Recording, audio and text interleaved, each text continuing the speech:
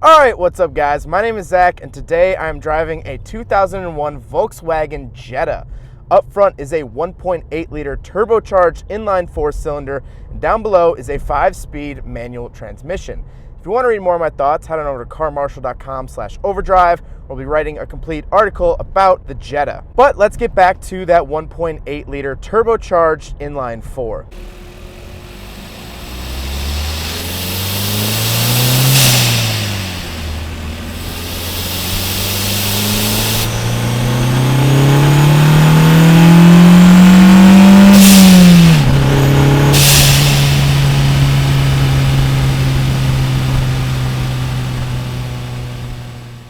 Now, it's not an engine built to beat out the competition. It's not built to destroy cars on the highway. What it is meant to do is to get good fuel economy while still having the ability to pass people. That's really what small displacement turbocharged engines are good at. Because down low, like right now, I'm not in boost at all right now. I'm just cruising, having a good time. But if I drop it down a gear, you get up into that boost, higher RPMs, and then you have that extra power to do what you need to do. Now, we're gonna talk more about this at the end of the video because that's where I usually put all my opinions and ideas. So we'll talk more about the 1.8, but for now, it is paired to a 5-speed manual transmission, which I'm really liking. This car has about 115,000 miles on it. Shifts still feel real nice and tight, which you can't say about all cars with this high of mileage. One weird thing about the clutch is that it's not heavy at all, but it's almost directly in front of me. It's kind of jarring the first time you use it, at least for me, because I'm not used to driving Volkswagens, is that the clutch is pretty close to the middle. It's nearly dead center, and it just takes a little bit of adjustment. One last thing is that this car is lowered on coilovers. The owner does not know what coilovers they were. He bought them on the car, but thank you so much for letting me do the review, Steven. Really appreciate it. Now let's talk about the interior. Well, in front of me, I have 2 gauges on either side. A tachometer on the left, which goes up by tens, interestingly enough. Most tachometers say 1, 2, 3, 4, 5, 6, 7, or however high it goes. This actually says 10, 20, 30, 40, 50, 60, 70, and it's multiplied by 100 instead of 1,000. Not sure why Volkswagen does this. They used to do this in all of their cars. They have since stopped here in 2019. I don't believe 2019 models still say 10, 20, 30, 40, etc. Just a weird quirk of Volkswagen. Now on the right is a speedometer, nothing really interesting there. And then I do have a temperature gauge and a fuel gauge, both that give me actual numbers. The fuel gauge actually says 1 out of 1 for a full tank, which is interesting. On the steering wheel, I have no buttons except for a horn, which, as you can tell, we're out in the middle of pretty much nowhere, so horn works. To the left, I have my headlight switch and the dimmer switch for the gauges. Then on the door, it's sort of interesting. So there's a button that has the door and a key. That's to lock and unlock the door. It's not the typical lock and unlock symbol. It's actually a door and a key for some reason. Then you have your windows, that's fine, and then you have a child lock button which has what looks like a person getting severed in half on it. Little strange. Then down below you actually have a locking gas cap and a locking trunk. That's actually a really nice feature, but that's kind of interesting. You lock it with the actual key. In the center I get 2 heating and cooling vents, a rear defroster, hazard, and then ASR. Alright, so I found this out right after I got done filming this review that ASR stands for Anti-Slip Regulator. Basically, this is very basic traction control that came on Volkswagen products in the early 2000s. But what's interesting about these buttons is that they look like they're perforated almost. They look weird. I don't know why they have these dots. It's not where the light comes from. Then it has an aftermarket radio. The radio has since been switched out because, as I have said in multiple videos of mine, early 2000s radios were absolute garbage. Then you have your heating and air conditioning controls. Really simple. Then you have a little slide opening pocket sort of thing, if you will. Then you have your shifter and your handbrake.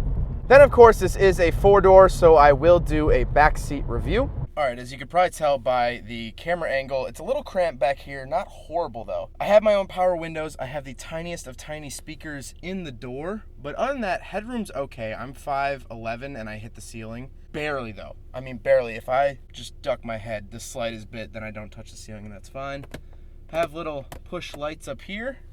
Both seats have back pockets and I get a little ashtray down below. No center console as it seems. So real basic interior, but it's 4 doors. You could fit 4 people pretty comfortably.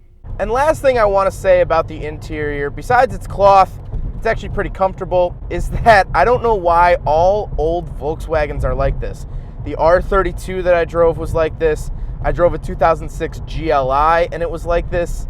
I even drove a 2007 Mercedes and it was like this. But they all smell like melted crayons.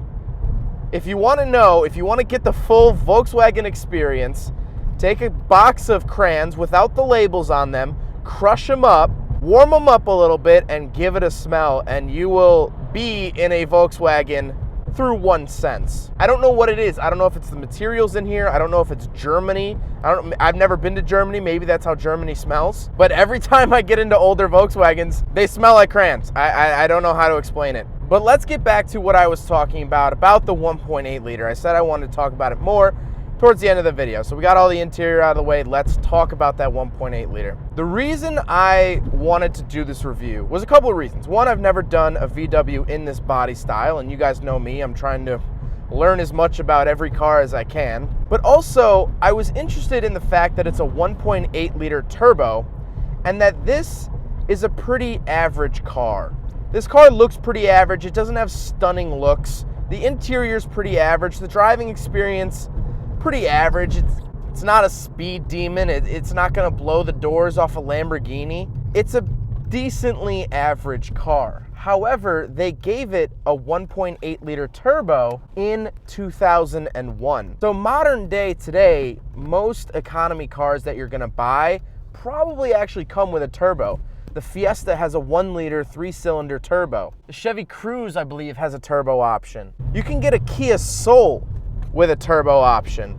But that wasn't standard practice back in 2003. Yes, there were cars with turbos, it's not what I'm saying. But they were very few and far between in terms of available to the public, being available to the masses.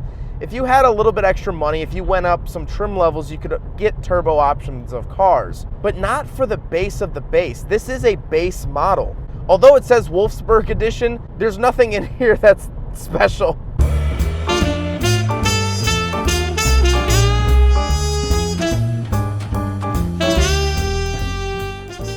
And I think that that's really interesting. I think Volkswagen was sort of ahead of its time in 2001. But honestly, this is a really fun car. I'm really enjoying this car. If you had to daily something, if you had to drive something every single day, you want something manual, this is a really good option because you get those good turbo noises. Like I mentioned earlier, it's stick shift, it's engaging. Honestly, it's pretty comfortable. The road noise is a little loud in here, but it's 2000s base model. You can't expect the sound deadening of a Bentley. But like I said, overall, I'm actually pretty impressed that this is the base of the base for 2004. This is actually a pretty impressive car with that in mind. Well, I hope you guys enjoyed the video. I hope you guys learned something about the 2001 Volkswagen Jetta. If you want to read more of my thoughts, head on over to carmarshall.com/overdrive. But again, hope you guys enjoyed it. Don't forget to rate the video, comment on the video, and subscribe if you really liked it. Take care, guys. Aside from my soul.